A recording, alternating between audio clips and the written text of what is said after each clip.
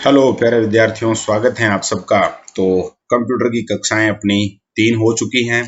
ये चौथी क्लास है और इसके बाद एक वीडियो और आपको कंप्यूटर शब्दावली का देखना पड़ेगा मजबूरी में। 5 वीडियो में अपनी जो टर्मिनोलॉजी है कंप्यूटर से संबंधित वो कंप्लीट हो जाएगी। उसके बाद हम कंप्यूटर का बेसिक है, MS वर्ड या MS एक्सेल है, इन चीज़ों के बारे में पढ़ेंगे। तो अपनी जो शब्दावली वाला जो कार्यक्रम चल रहा है वो आगे बढ़ाते हैं उसको अपन। पहला शब्द है आज का अपना NFC, यानी कि नियर फील्ड कम्युनिकेशन। ऐसा कम्युनिकेशन जो दो डिवाइसेज के मध्य है और केवल 10 सेंटीमीटर का फासला है, तो वो NFC के अंतर्गत आता है। नियर का मतलब ऐसे अंग्रेजी शब्द है, आप जानते हैं, पास में, फील्ड का मतलब जगह, क्षेत्र, और कम्युनिकेशन का मतलब होता है संवाद, आपस में बातचीत। और इसमें वैसे जो डिटेल दे रखी है उसमें यही है, दो डिवाइस हैं, डाटा ट्रांसफर हो सकते हैं और उसका जो केप है वो केवल 10 सेंटीमीटर का होता है। अगला शब्द है नेट, न्यूट्रलिटी। अब ये नेट का मतलब तो अपना जो नेट खत्म हो गया, नेट चल नहीं रहा, ऐसी शब्दों से समझ गए आपकी नेट क्या है मामला। न्यूट्रलिटी शब्द है, इसको आप ऐसे समझिए जैसे आपने कोई एक रिचार्ज करवा लिया आपके सिम कार्ड में और उसमें यह है कि 1 महीने का रिचार्ज करवाया आपने 199 रुपए का, तो 1.5 GB आप डेली यूज कर सकते हैं 28 दिन तक, ऐसा कुछ रहता है। तो आप जैसे एक दिन है उसमें जब तक आपका 1.5 GB डाटा खत्म नहीं होगा तब तक कोई समस्या नहीं आएगी, आप आराम से मोबाइल यूज कर सकते हैं। तो उसको कहते हैं नेट न्यूट्रलिटी। ये पूरी तरह से आप 1.5 GB या मतलब यूज करने के लिए आजाद हैं और जब यूज कर सकते हैं वो जो स्पीड है उसके आधार पे काम करता रहेगा। ऐसी ऐसी बातें हैं, कुल मिला के नेट न्यूट्रलिटी कहलाती है वो। अलग से फीस नहीं देनी होती है, आप आज़ादी से इंटरनेट का इस्तेमाल करते हैं, उसको नेट न्यूट्रलिटी कहते हैं। कुल मिला के डिटेल वही है। मूल बात क्या थी जो मैंने प्रयास किया समझाने का, समझ में आ गई होगी आपको बात। आउटपुट डिवाइस काफी महत्वपूर्ण शब्द है, पक्का याद रखना है। यहाँ पर जितने नाम आ रहे हैं उनको एकदम से रट लेने हैं। यहाँ से प्रश्न बनता है इनपुट आउटपुट डिवाइस के बारे में। कोई भी आपका कंप्यूटर का एग्जाम हो, चाहे पुलिस हो, पटवार हो, ग्राम सेवक हो, RICIT का है ही है, 100% एक क्वेश्चन आपको इनपुट आउटपुट डिवाइस में से मिलेगा। हर पेपर पिछले साल के उठा के देख लीजिए, आप कहीं ना कहीं इनपुट डिवाइस का, आउटपुट डिवाइस का क्वेश्चन मिल जाएगा। यानी अभी आप इन नामों को याद कर लेना पक्का। आउटपुट डिवाइस का मतलब यही है, आप जैसे इनपुट देते हैं कंप्यूटर को, उसके बाद प्रोसेस होता है और आपको कोई ना कोई रिजल्ट मिलता है। तो जिन डिवाइसेस के माध्यम से आपको रिजल्ट मिलता है वो होते हैं आउटपुट डिवाइस। और इसमें है क्या क्या, तो मॉनिटर है। मॉनिटर यानी कि जो कंप्यूटर का आप स्क्रीन देखते हैं, वो कोई भी आप जैसे म्यूजिक चलाएंगे, ये अपना कोई वीडियो चलाएंगे तो वो सामने आपको नजर आएगा। तो वो जो सामने नजर आ रहा है वो एक तरीके से आपका आउटपुट है। और आउटपुट आप किसके माध्यम से प्राप्त कर रहे हैं, तो वो आपका मॉनिटर है। प्रिंटर, कोई भी आपको हार्ड कॉपी प्रिंट करनी है तो आप प्रिंटर का यूज करते हैं, प्रिंटर से आप प्रिंट कर सकते हैं, तो आउटपुट डिवाइस हो गया। हेडफोन, कोई म्यूजिक सुनना है तो आप लगा के सुनते हैं कानों में, तो हेडफोन। फिर साउंड कार्ड है, जिससे कि वही है एक तरीके से साउंड का मतलब आप जानते हैं, आवाज। और प्लॉटर्स हैं, जैसे कोई मकानों के नक्शे वगैरह 3D से कुछ तैयार की जाती है, उनको भी आप प्रिंट करके अगर चाहते हैं तो बड़े टाइप के होते हैं, उनको प्लॉटर्स कहते हैं। और प्रोजेक्टर, जरूर ही आपने इसके बारे में सुना होगा। एक छोटा मतलब डिवाइस होता है और कोई भी सामने जो पर्दा होता है उस पर वो जो पुंज है उसको रिफ्लेक्ट करके बड़े पर्दे पर दिखा सकते हैं अपन, कोई भी चीज हो। पहले के समय पढ़ने में इसमें यूज होता ही था, आजकल भी यूज होता है वो, तो उसको प्रोजेक्टर कहते हैं। तो इतने नाम आपको पक्के याद रखने हैं, monitor, printer, headphone, sound card, plotter, projector. Speaker शब्द भी आ सकता है इसमें। और भी जिनके माध्यम से आप रिजल्ट प्राप्त कर रहे हैं, आपको कोई रिजल्ट मिल रहा है, वो आउटपुट डिवाइस में आएंगे। फिर अगला है OS, ऑपरेटिंग सिस्टम, यानी कि जो चलाने का काम करता है उस सिस्टम को ऑपरेटिंग सिस्टम या OS कहते हैं, मतलब OS कहते हैं अपन। और OS में आपको ये मतलब ऐसे ऑपरेटिंग का मतलब ऑपरेट तो आप करते हैं, तो कभी ऐसे कंफ्यूज नहीं होना कि यार ये ऑपरेटिंग सिस्टम क्या बात है, ऑपरेट तो हम कर रहे हैं, चला तो हम रहे कंप्यूटर को। तो आपके और कंप्यूटर के बीच में, मतलब कंप्यूटर से आपको कोई काम करवाना है तो अब आप प्रयास कर रहे हैं कि ये काम हो जाए, तो आपके निर्देशों को, आपकी बात को कंप्यूटर की मेन जो सॉफ्टवेयर वगैरह है वहां तक ले जाने का काम जो कर रहा है उसको ऑपरेटिंग सिस्टम कहते हैं। यानी कि वो एक पुल हो गया आपके और, ये देखो यहाँ पर लिखा हुआ है, यानी यूजर्स के बीच एक पुल का काम करता है, एक तरीके से ब्रिज का काम करता है। तो इतना याद रख लेना आपको। ऑप्टिकल स्कैनर, ऑप्टिकल स्कैनर आप कंपटीशन एग्जाम देना शुरू कर चुके हैं तो आपने जरूरी एक नाम सुना होगा, OMR। तो उसमें OMR की अपन OMR सीट शब्द सुना होगा, OMR सीट। यहाँ पर इस OMR का फुल फॉर्म होता है ऑप्टिकल मार्क रीडर, यानी कि ऐसा कोई डिवाइस होता है जो अपने जो भी हमने ऑप्शंस भरे हैं उनको रीड कर लेता है और उसके आधार पर रिजल्ट भी प्रोड्यूस कर देता है।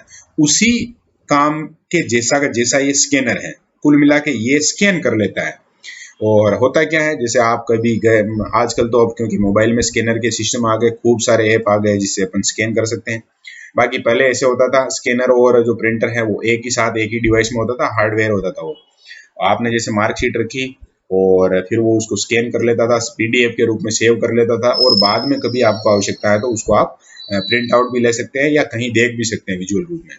तो ऐसी ऐसी बातें ऑप्टिकल स्कैनर की हैं, आप याद रख लेना। फिर ये OMR जिसके बारे में हम बात कर रहे हैं उसके बारे में भी यहाँ आ ही गया है, तो बात कर लेते हैं। कुल मिला के फुल फॉर्म की याद रखनी है, ऑप्टिकल मार्क रीडर। और होता क्या है इसमें, जो रिकॉग्निशन के आधार पे उत्तरों की जांच की जाती है, ऑप्टिकल मार्क रिकॉग्निशन के आधार पे उत्तरों की जांच की जाती है। पहले फीड कर दिया जाता है कि पहले में B सही है, दूसरे में C सही है, तीसरे में D सही है, ऐसे। और उसके बाद जैसे आप स्कैन करेंगे आपकी OMR शीट को, वो खट से बता देगा कि इतने सही है इतने गलत हैं, और आपका रिजल्ट तैयार हो जाएगा। इसीलिए तो लाखों विद्यार्थी बैठते हैं एग्जाम में, फटाफट से रिजल्ट आ जाते हैं, तो उसके पीछे ये OMR का कमाल है। फिर OCR है। अब यहाँ जैसे OMR में M बीच में आ रहा था, यहाँ C है, तो इस C का मतलब आपको समझना है करेक्टर, बाकी सेम चीजें हैं। और इस करेक्टर का मतलब टेक्स्ट है। वो करेक्टर एक वो वाला मतलब उसको नहीं समझना है। यहाँ कैरेक्टर का मतलब समझना है टेक्स्ट, शब्द। यानी कुछ भी आप स्कैन कर रहे हैं, उस स्कैन किए हुए शब्दों को आप एकदम से शब्दों में बदल देते हैं। मतलब कि जो भी आपने कोई पाठ्य है, कोई पेज वगैरह है, उसको आपने स्कैन किया और वो सारे के सारे जो शब्द थे उसमें लिखे हुए उनको आपने एकदम एडिट कर लिया। तो वो एडिट करने वाला जो सिस्टम है, टेक्स्ट में कन्वर्ट करने वाला, उसको OCR के नाम से अपन जानते हैं। और आगे टर्मिनोलॉजी में अगला शब्द अपने पास OTG। तो कोई ऐसी खास बात नहीं है, सिंपल इसमें जो डिटेल दे रखी है पहले उसको देख लेते हैं। भाई मेरे भी ये नहीं आया हुआ है पहले शब्द कभी ध्यान में। क्या है, USB OTG का पूरा नाम यानी फुल फॉर्म है ऑन द गोल। ठीक है, किसी लक्ष्य पर केंद्रित। अगर OTG कंपेटिबल डिवाइस है,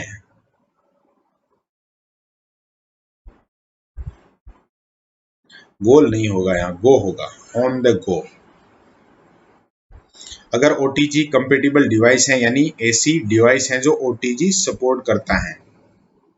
अरे केबल के बारे में है, ये किसके बारे में है, केबल के बारे में। और कैसी केबल के बारे में, जो OTG को सपोर्ट करती है। ऑन द गो यानी कि कोई भी आप डाटा एक जगह से दूसरी जगह भेजना चाह रहे हैं, जिस केबल का आप यूज कर रहे हैं वो OTG केबल है। इतना ध्यान रखेंगे। और भी कोई ऐसी खास बात इसके बारे में मिलेगी तो मैं कमेंट बॉक्स में पहला ही कमेंट आपको इसके संबंध में मिल जाएगा। करता हूँ प्रयास में, देखें वीडियो के बाद में। प्रोटोकॉल, प्रोटोकॉल का मतलब होता है नियम। आपने कभी पॉलिटिक्स के बारे में, जैसे नेता वगैरह होते हैं, कोई राष्ट्रपति प्रधानमंत्री कहीं जाते हैं या बाहर के प्रधानमंत्री आते हैं, तो उनका मतलब स्वागत करने का सारा एक सिस्टम होता है। उस सिस्टम को अपन प्रोटोकॉल बोलते हैं। ऐसे कंप्यूटर में भी कोई भी आप फाइल ट्रांसफर वगैरह कर रहे हैं तो उस बीच आप कुछ और नहीं कर सकते, यानी कि आपको प्रोटोकॉल फॉलो करना होता है, बस वो प्रोटोकॉल है। और इसमें जो डिटेल दे रखी है उसमें भी यही है कि उन कंप्यूटर्स के बीच में जो कम्युनिकेशन है उसके नियम है, उनको अपन प्रोटोकॉल कहते हैं। बस ये सिंपल सी बात। प्रोग्रामिंग लैंग्वेज बहुत महत्वपूर्ण टॉपिक है। जैसे हमने आउटपुट डिवाइस देखा था, वहां कुछ नाम याद किए थे, वैसे के वैसे यहाँ भी कुछ नाम आपको याद करने पड़ेंगे। और नाम में वैसे प्रोग्रामिंग लैंग्वेज का मतलब समझ लीजिए, लैंग्वेज का मतलब भाषा। कंप्यूटर हम जैसी हिंदी समझते हैं, अंग्रेजी समझते हैं, ऐसे हिंदी अंग्रेजी कंप्यूटर नहीं समझता है। तो फिर क्या समझता है, वो कंप्यूटर की अलग से भाषा होती है, उसी को समझता है। अब कंप्यूटर में आपको कोई प्रोग्राम तैयार करना है, आप कोई सॉफ्टवेयर बनाना चाहते हैं या कोई भी ऐसा काम करना चाहते हैं जिसके माध्यम से कि और आपका काम बाद में इजी हो, तो वो सॉफ्टवेयर आप बनाएंगे, उसके लिए आपको एक लैंग्वेज यूज करनी पड़ेगी। और वो जो लैंग्वेज है जिससे आप कोई नया उसमें बना रहे हैं, इनोवेट कर रहे हैं, तो उसको प्रोग्रामिंग लैंग्वेज कहेंगे। यानी कि कोई एक स्पेशल कैरेक्टर का सेट है और जिसको केवल कंप्यूटर समझ पा रहा है, आप कंप्यूटर को निर्देश देने के काम आएगा वो। सीधे शब्दों में बात करें तो यहाँ लिखा है सॉफ्टवेयर प्रोग्राम, प्रोग्रामिंग लैंग्वेज से तैयार निर्देशों का एक सेट होता है। और इसमें उदाहरण दे रखे हैं, वो आपको पक्के याद रखने हैं। सीधा परीक्षा में कोई उदाहरण है वो प्रश्न में आ सकता है, उसमें पूछा जा सकता है कि निम्न में से कौन सी प्रोग्रामिंग भाषा है, लैंग्वेज है या फिर नहीं है। या फिर लैंग्वेज का नाम देखकर पूछा जा सकता है कि ये क्या है। तो उदाहरण देखिए, सी है, C++ है, जावा है, विजुअल बेसिक, ये चारों ही प्रोग्रामिंग लैंग्वेज हैं। इनको चारों नामों का आप पक्का याद कर लेंगे। और भी हैं बहुत सारी, लेकिन मूल रूप से यहाँ 4 उदाहरण हैं, तो कम से कम ये 4 आपको याद होने चाहिए। सी है, C++ है, जावा है और विजुअल बेसिक। अब प्रश्न कैसा बनेगा, सीधा पूछ लेंगे आपसे जावा क्या है, तो आपको लगेगा कि जावा सुमात्रा वो एक द्वीप है वो नहीं है, ये कंप्यूटर की प्रोग्रामिंग लैंग्वेज है, ऐसा आपको याद रखना है। पीसीआई, तो पीसीआई का हो जाएगा पेरिफेरल कंट्रोलर इंटरफेस। शब्दों को थोड़ा समझेंगे तो जल्दी से ये इसका मतलब भी समझ जाएंगे, मामला कोई हार्ड नहीं रहेगा आपके लिए। पेरिफेरल का मतलब होता है चारों तरफ, कंट्रोलर का मतलब नियंत्रण करता, और इंटरफेस का मतलब एक से दूसरे का किसी प्रकार का कम्युनिकेशन, संपर्क। तो है क्या ये, कंप्यूटर मदरबोर्ड के साथ अलग से आप कोई ग्राफिक कार्ड है, साउंड कार्ड है या लेन कार्ड है, उनको इंस्टॉल करते हैं, तो वो एक तरीके से पेरिफेरल कंट्रोलर इंटरफेस कहलाता है चारों तरफ। आगे शब्द है प्रिंटर, तो कोई समस्या वाली बात नहीं है। प्रिंटर शब्द का मतलब बहुत अच्छे से जानते हैं आप, कोई भी हार्ड कॉपी आपको प्रिंट करनी तो प्रिंटर से आप प्रिंट कर सकते हैं। प्राइमरी स्टोरेज डिवाइस, अब ये महत्वपूर्ण शब्द है अभी, और कैसे महत्वपूर्ण है, तो प्राथमिक रूप से कहाँ पर आप स्टोरेज करते हैं किसी भी चीज को, वो प्राइमरी स्टोरेज डिवाइस रहेगा। अब इसमें डिटेल को देख लेते हैं एक बार, और क्या आपको याद रखने हैं। वैसे मेमोरी के 2 टाइप हमने पढ़े थे, प्राइमरी मेमोरी और सेकेंडरी मेमोरी, उससे ये थोड़ा सा अलग है, ये आपको ध्यान रखना है। कंफ्यूज हो सकते हैं, कहीं बाई चांस भी कोई टेक्निकल समस्या आ गई तो अपने लफड़ा हो जाएगा, तो ऐसा नहीं होने देना है, और नहीं होने देना है तो आपको ये मामला समझना पड़ेगा क्या कह रहा है, डिटेल में क्या लिखा है यहाँ पर। प्राइमरी स्टोरेज डिवाइस कंप्यूटर की मुख्य मेमोरी होती है, सीधे तौर पर सेंट्रल प्रोसेसिंग यूनिट से जुड़ी होती है। यूजर द्वारा इनपुट किए डाटा, प्रोसेस डाटा को संग्रहित करने का काम करती है, और सबसे अच्छा उदाहरण है इसका हार्ड डिस्क। अब हमने जो पढ़ा था प्राइमरी मेमोरी और सेकेंडरी मेमोरी, हमने प्राइमरी में पढ़ा था रैम और रोम। मैं कह रहा हूँ पढ़ा था का मतलब जो क्लास में आते हैं उनको पता है, वो समझ गए होंगे, या फिर अपना अभी जस्ट एक वीडियो और शब्दावली का बनेगा, इसके बाद कंप्यूटर का एक बेसिक वीडियो लगभग घंटे 1.5 घंटे में कंप्यूटर की जो बेसिक चीजें हैं जो कम से कम हमें पता होनी चाहिए, उन सारी चीजों का निचोड़ के रूप में एक वीडियो तैयार करेंगे। तो उसमें ये रैम रोम वाला और सेकेंडरी और प्राइमरी वाला वीडियो में ये ऐसे बना लूंगा, तो वहाँ जो अलग कोई दूसरे विद्यार्थी हैं जिन्होंने पहले क्लासें ज्वाइन नहीं की थी तो वो समझ पाएंगे उससे। यहाँ पर रैम और रोम की बात नहीं हो रही है, ये जिनको हम पढ़ते हैं प्राइमरी मेमोरी के रूप में और सेकेंडरी मेमोरी के रूप में हम हार्ड डिस्क पढ़ते हैं, यहाँ प्राइमरी स्टोरेज डिवाइस की बात हो रही है, स्टोरेज डिवाइस की, तब प्राइमरी स्टोरेज डिवाइस में हार्ड डिस्क का नाम आएगा, ये आपको याद रखना है पक्का। फिर आगे है पावर सप्लाई, तो पावर सप्लाई के बारे में तो मतलब क्या क्या समझे हम, कुल मिला के जो इलेक्ट्रिसिटी होती है जिसके माध्यम से आप अपने कंप्यूटर वगैरह को चलाते हैं, वो पावर सप्लाई है। इसमें जो लिखा है SMPS यानी स्विच मोड पावर सप्लाई के नाम से जानते हैं, सीपीयू में मदरबोर्ड, हार्ड डिस्क, प्रोसेसर को काम करने के लिए बिजली की जरूरत को पूरा करती हैं। ओके, क्वालिटी काफी इंपॉर्टेंट है, और बहुत सारे एग्जाम में ये प्रश्न आया हुआ भी है, क्वालिटी के बारे में पूछा गया है। एक बार तो अभी जस्ट शायद RSCIT का अपना जो लास्ट एग्जाम गया था अक्टूबर नवंबर, मतलब जब ये कोविड आया था इससे पहले जो एग्जाम हुआ था लास्ट, उसमें पूछा गया था क्वालिटी का संबंध किससे है, तो कीबोर्ड से है, ऐसा कुछ उसका आंसर है। तो इसमें देखते हैं अपन, आधुनिक कीबोर्ड पुराने टाइपराइटर से लिया गया है। अगर आप गौर से देखें तो कीबोर्ड के अक्षर क्वालिटी से शुरू होते हैं। क्रिस्टोफर लेथम सोलेज, ये मतलब अंग्रेजी में इसका नाम बताते हैं। ABCD वाले क्रम टाइपराइटर के बटन जाम हो रहे थे, यही वजह है कि आपके कीबोर्ड में क्वालिटी शब्दों का इस्तेमाल किया गया ताकि टाइप करने में आसानी रहे। तो अब आप ये जो क्वालिटी है इसको ऐसे समझेंगे, जब आप कभी आपके पास अगर लैपटॉप है या आपके पास कंप्यूटर है और उसमें कीपैड है, तो उसमें जब आप देखेंगे ABCD तो वो शुरू हो रही है, सबसे ऊपर ही ऊपर आपको मिलेगा Q, उसके बाद W, फिर E, फिर R, T और Y, ये क्वालिटी है। तो प्रश्न आया कि क्वालिटी किससे संबंधित है, तो कीबोर्ड से। किससे संबंधित है, कीबोर्ड से, ये पक्का आपको याद रखना है। और ऐसे प्रश्न इनको टेक्निकल कहते हैं, क्योंकि क्वालिटी शब्द जब सीधा सीधा आपको पूछा जाएगा तब आपको ऐसे लगेगा कि ये कोई टर्म है, लेकिन ये टर्म नहीं है, केवल जो कीज है अपनी कीबोर्ड में उनका एक क्रम है, उनको एक क्रम में अपन लिखते हैं तो क्वालिटी बनता है। चेक कर लेना अगर आपके पास लैपटॉप कंप्यूटर वगैरह है तो। आगे है क्वेरी के जैसा ही एक शब्द क्वेरी। क्वेरी का मतलब वैसे तो जानते हैं आप, पूछताछ। कोई भी जानकारी अगर आपको मतलब आपके मन में कोई प्रश्न है, जानकारी चाहिए, तो उसको क्वेरी कहते हैं। मतलब एक प्रकार का क्वेश्चन है। क्वेरी का यूज डाटाबेस से सटीक डाटा निकालने के लिए किया जाता है। प्रकार का फिल्टर भी कह सकते हैं। गूगल सर्च में कोई कीवर्ड टाइप करते हैं तो वह सर्च क्वेरी कहलाता है। आप कुछ जानना चाहते हैं तो उसको क्वेरी के नाम से जानते हैं, ऐसे समझिए आप। फिर है QR code, quick response. QR का फुल फॉर्म होता है क्विक रेस्पॉन्स, और कोड तो कोड लिखा हुआ है, ये आगे इसका फुल फॉर्म भी दिया हुआ है। इसमें होता क्या है, आपने अभी आरबीएससी की अपनी जो लास्ट 1-2 साल की किताबें देखी होगी, बहुत सी जगह एक ब्लैक ब्लैक कलर का इस तरह का वो डब्बा सा बना हुआ रहता है, उसमें ऐसे ऐसे ऊट पटांग सी डिजाइन बनाई हुई रहती है, तो उसको आप क्यूआर स्कैनर से स्कैन करके फटाफट से उसके बारे में जो जानकारी है वहां तक पहुंच सकते हो।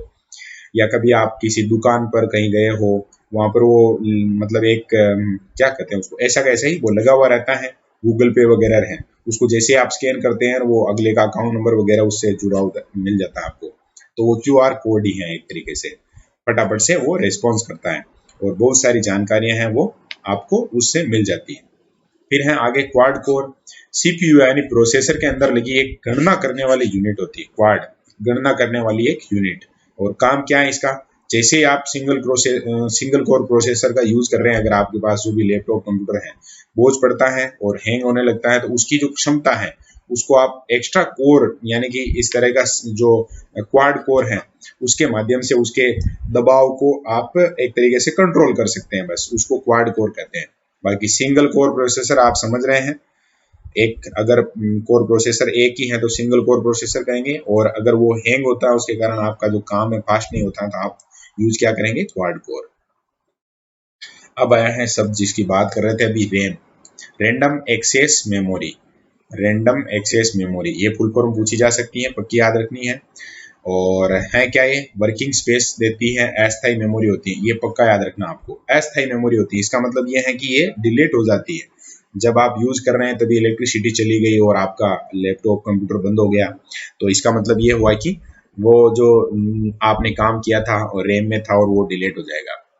इसमें कोई भी डाटा स्टोर नहीं होता है, जब हम कोई एप्लीकेशन कंप्यूटर में चलाते हैं तो वह चलते समय रैम का यूज करती है और वापस से फिर आप सेव कर लेते हैं तो कोई तकलीफ है नहीं, नहीं तो सेव नहीं करते हैं तो वो डिलीट हो जाती है। अगला शब्द है रिबूट। तो एक तरीके से रिबूट जरूरी आपने मोबाइल को किया होगा, वो सेम चीज कंप्यूटर में भी है। रिबूट का मतलब हो गया एक तरीके से आप कंप्यूटर को बंद करके वापस चला रहे हैं ताकि सारे फंक्शन है जो एक बार सही से चल रहे हैं। इसमें लिखा है ऑन सिस्टम, चाहे वह मोबाइल हो कंप्यूटर हो, उसे रीस्टार्ट करना, बस ये है खास बात। और मोबाइल हो, मोबाइल में ये होता ही है।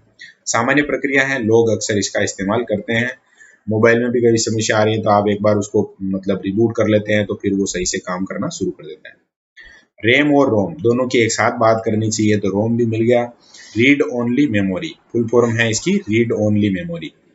होता क्या है, कंप्यूटर मोबाइल का महत्वपूर्ण इंपॉर्टेंट भाग है और रैम के उल्टे, यानी ये रैम की विपरीत होती है, उसमें डिलीट हो जाता है, इसमें डिलीट नहीं होता है, यानी ये स्थायी रूप से सुरक्षित मेमोरी है।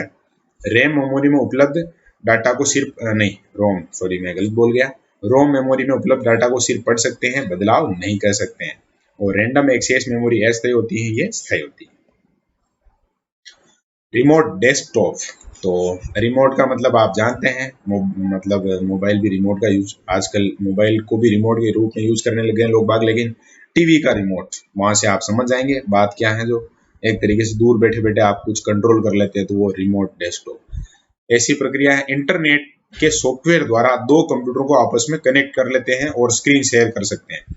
जैसे एक कोई व्यक्ति है, उदाहरण दे देता हूं मैं, और उसका कंप्यूटर खराब हो गया है, आपका दोस्त ही मान लीजिए, आपका दोस्त है ए और उसका कंप्यूटर खराब हो गया है, मतलब कोई समस्या आ रही है, और आप हैं बी, ठीक है, आप किसी अन्य शहर में हैं और आपका दोस्त किसी अन्य शहर में है।